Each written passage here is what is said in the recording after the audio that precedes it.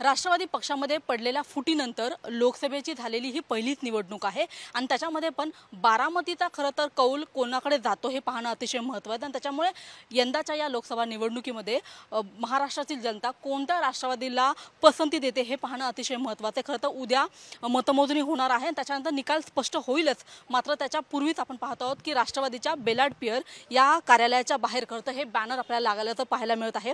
या बॅनरवरती सगळ्यात मोठ्या अक्षरात जे शब्द लिहिलेला आहे तो आहे वजीर आणि या बॅनरवरती आपल्याला शरद पवार आणि जयंत पाटील या दोघांचे फोटो पाहायला मिळत आहे। खरं तर शरद पवार यांच्यानंतर पक्षाचा नेमका वारसदार कोण अशी देखील चर्चा मधल्या काळात रंगलेली होती, मात्र जशा पद्धतीने फूट पडली आणि शरद पवार यांच्यासोबत खंबीरपणे जे उभे राहिले ते जयंत पाटील होते। त्यांच्या नावाच्या अनेक चर्चा झाल्या की ते या पक्षात जातील, ते भाजपात जातील किंवा काँग्रेसमध्ये जातील, मात्र शरद पवार यांच्यासोबत राहून त्यांनी संपूर्ण निवडणूक जी आहे ती त्यांनी सांभाळली, अनेक दौरे केले आणि एकूणच या संपूर्ण दौऱ्यामध्ये या संपूर्ण लोकसभेच्या या प्रचारामध्ये ते शरद पवार यांच्यासोबत राहिले।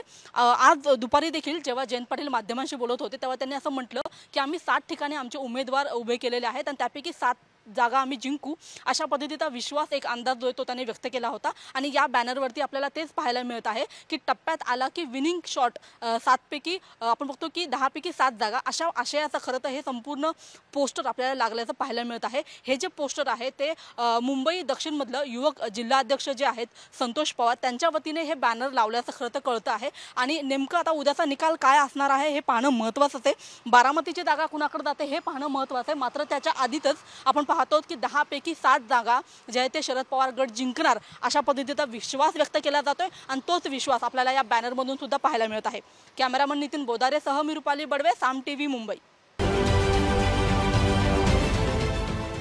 देश विदेशातील प्रत्येक घडामोडींचे लाईव्ह अपडेट मिळवण्यासाठी आता साम टीव्हीच्या सर्व सोशल मीडिया प्लॅटफॉर्मला लाईक, फॉलो आणि सबस्क्राईब करा।